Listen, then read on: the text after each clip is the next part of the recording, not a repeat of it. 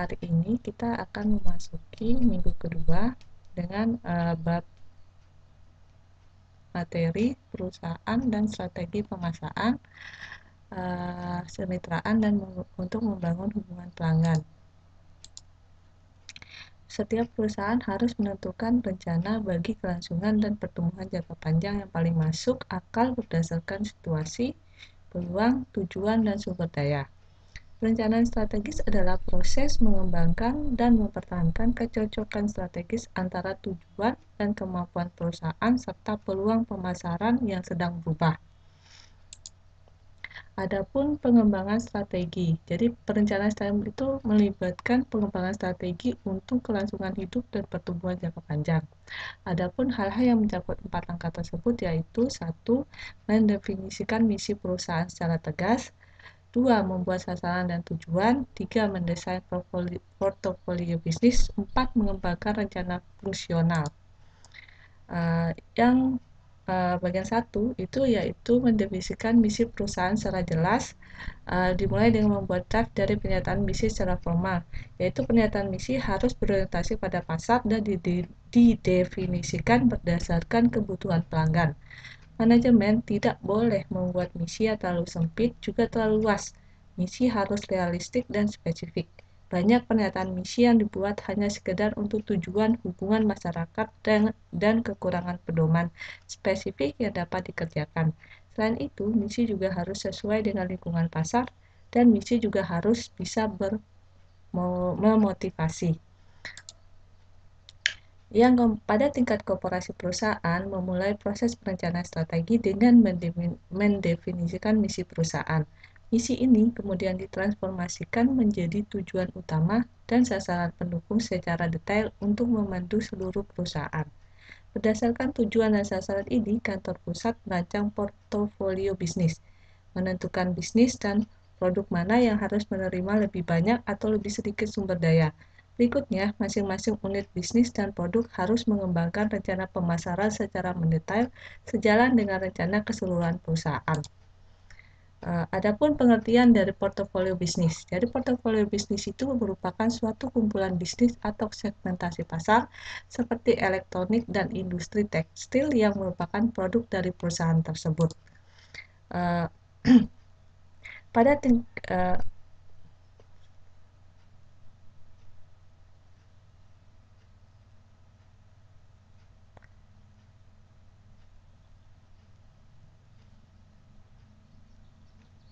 Jadi, dipandu pernyataan misi dan tujuan perusahaan, dewasa ini manajemen harus merencanakan portofolio bisnis, yakni kumpulan bisnis dan produk membentuk perusahaan.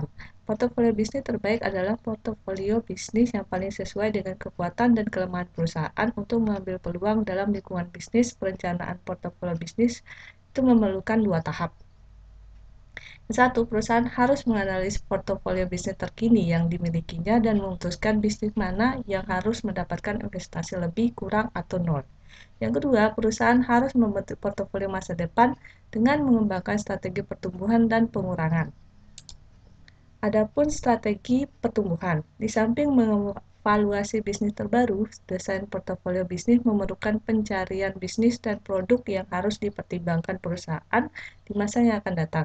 Perusahaan membutuhkan pertumbuhan jika ingin bersaing lebih efektif, memuaskan para pemegang saham, dan menarik orang-orang terhebat. Pemasar harus mempunyai tanggung jawab utama untuk mencapai pertumbuhan yang menguntungkan bagi perusahaan. Pemasaran harus mengenali, mengevaluasi, dan memilah peluang pasar serta meletakkan strategi untuk menangkap pertumbuhan yang menguntungkan tersebut. Salah satu hal yang berguna untuk mengenali peluang pertumbuhan adalah kisi-kisi ekspansi produk atau pasar, yaitu terdiri dari penetrasi pasar, yaitu strategi pertumbuhan perusahaan dengan meningkatkan penjualan produk-produk terkini pada segmen pasar saat tanpa mengubah produk. Ada namanya pengembangan pasar, yaitu strategi pertumbuhan perusahaan pasar dengan menggali dan mengembangkan segmen pasar baru untuk produk perusahaan terkini. Ada namanya pengembangan produk, yaitu strategi pertumbuhan perusahaan dengan menambahkan produk modifikasi atau produk baru pada pasar terkini. Dan yang ketiga, yang keempat itu ada diversifikasi. Strategi pertumbuhan perusahaan melalui pendirian atau akuisisi bisnis di luar produk dan pasar perusahaan yang terbaru.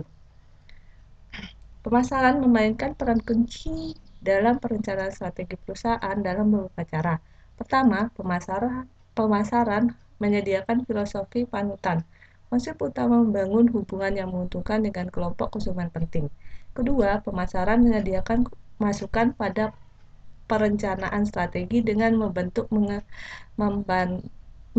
mengenali peluang pasar yang atraktif dan menilai potensi perusahaan untuk mengambil keuntungan dari peluang tersebut. Akhirnya, dalam audit bisnis individual, pemasaran merancang strategi untuk mencapai tujuan unit. Setelah tujuan unit ditetapkan, tugas pemasaran adalah membantu melaksanakan unit tersebut secara menguntungkan. Rencana strategi perusahaan membentuk jenis bisnis yang akan dioperasikan perusahaan dan tujuan masing-masing jenis bisnis tersebut. Kemudian, dalam setiap unit bisnis dilakukan perencanaan yang lebih rinci. Departemen fungsional utama dalam setiap unit pemasaran, keuangan, akuntansi, pembelian, operasi, sistem informasi, SDM, dan lain-lain harus bekerja sama untuk mencapai tujuan strategis. Kesuksesan perusahaan bergantung pada bagaimana masing-masing departemen melaksanakan aktivitas bernilai tambah bagi pelanggan dan bagaimana departemen bekerja sama dengan baik untuk melayani pelanggan. Tetapi perlu diingat, pemasar tidak bisa berdiri sendiri untuk menghasilkan nilai yang unggul bagi pelanggan. Meskipun pemasar menjalankan peran utama, pemasaran hanya bisa menjadi mitra dalam menarik, mempertahankan, menumbuhkan pelanggan. Sehingga mereka harus bekerja sama dengan mitra pemasaran di departemen lain dalam perusahaan dan pihak-pihak lain di luar perusahaan. Karena itu, pemasar harus menjalankan manajemen hubungan kemitraan. Selain melengkapi manajemen hubungan pelanggan, pemasar juga harus mempraktekkan manajemen hubungan kemitraan. Jadi mereka harus bekerjasama secara erat dengan mitra di departemen lain dalam perusahaan untuk membentuk rantai nilai efektif yang melayani pelanggan selanjutnya. Mereka harus bermitra secara efektif dengan perusahaan lain dalam sistem pemasaran untuk membentuk jaringan penghantar nilai unggul yang kompetitif. Jadi masing-masing departemen perusahaan dapat dianggap sebagai penyambung rantai nilai perusahaan. Maksudnya di sini, setiap departemen melaksanakan aktivitas yang menciptakan nilai untuk merancang, memproduksi, memasarkan, menghantarkan, dan mendukung produk perusahaan.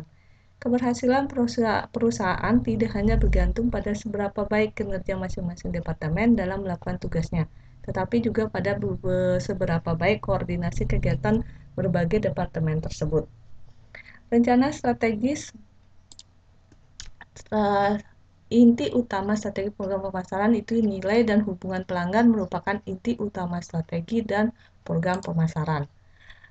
Rencana strategi menentukan keseluruhan misi dan tujuan perusahaan. Berikutnya adalah strategi pemasaran, logika pemasaran di mana perusahaan berharap untuk menciptakan nilai pelanggan dan mencapai hubungan yang menguntungkan melalui segmentasi pasar, penetapan target pasar, dan diferensia dan posisi pasar. Perusahaan juga memutuskan pelanggan mana yang akan dilayaninya, segmentasi dan penetapan target, dan bagaimana cara perusahaan melayaninya. Perusahaan mengenali keseluruhan pasar lalu membaginya menjadi segmen-segmen yang lebih kecil, memilih segmen yang paling menjanjikan dan memusatkan perhatian pada pelayanan dan pemuasan pelanggan dalam segmen ini. Dipandu oleh strategi pemasaran, perusahaan merancang bauran pemasaran terintegrasi yang terdiri dari beberapa faktor di bawah kendalinya, yaitu ada di sini bauran pemasaran terdiri atas keputusan produk, harga, tempat, dan promosi, atau bisa disebut 4P. Selain menjadi baik dalam pemasaran, di dalam manajemen pemasaran, perusahaan juga harus memperhatikan manajemen. Mengelola proses pemasaran membutuhkan 4 fungsi manajemen pemasaran, yaitu analisis pemasaran, perencanaan, implementasi, dan kendali. Strategi pemasaran terdiri dari strategi khusus untuk pasar sasaran, positioning, bauran pemasaran, dan besarnya pengeluaran pemasaran. Strategi pemasaran memberikan kerangka tentang cara perusahaan menciptakan nilai bagi pelanggan sasaran untuk menangkap kembali nilai dari pelanggan. Dalam bagian ini, perencanaan menjelaskan respon masing-masing strategi terhadap ancaman, peluang, dan isu-isu penting yang dilontarkan lebih dulu dalam rencana. Bagian tambahan dan rencana pemasaran menyusun program tindakan untuk mengimplementasikan strategi pemasaran beserta detail anggaran pemasaran pendukung. Bagian terakhir memberikan kerangka kendali yang akan digunakan dalam memantau proses, mengukur hasil investasi pemasaran, dan mengambil tindakan korektif. Sebagian besar tanggung jawab implementasi dipikul oleh Departemen Pemasaran Perusahaan.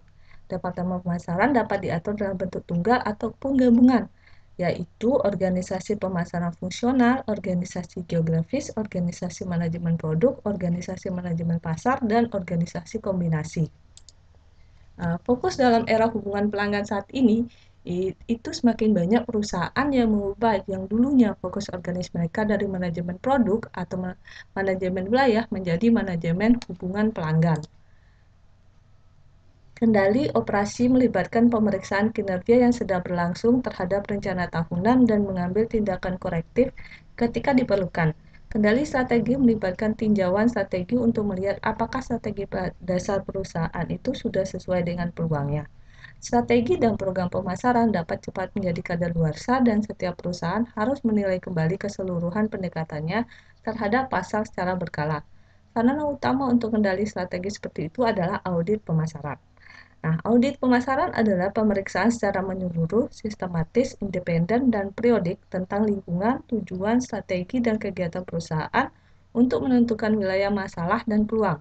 Audit memberikan masukan yang baik bagi rencana tindakan untuk memperbaiki kinerja pemasaran perusahaan. Para manajer pemasaran harus memastikan bahwa dolar pemasaran mereka tidak terbuang percuma. Di masa lalu, banyak divisi pemasaran mengamburkan uang untuk program pemasaran yang mahal dan besar. Seringkali tanpa berpikir dengan seksama tentang pengembangan finansial terhadap pengeluaran mereka, mereka percaya bahwa hasil pemasaran tidak dapat diukur, sehingga mereka sendiri tidak siap untuk mengukur produktivitas atau kembalian. Adapun fokus pada pelanggan, itu semakin banyak pemasar menggunakan ukuran dampak pemasaran yang fokus pada pelanggan sebagai masukan bagi pengambilan keputusan strateginya. Setelah selesai sampai di sini untuk pembahasan tentang materi kedua, kita tutup materi ini dengan baca Assalamualaikum warahmatullahi wabarakatuh.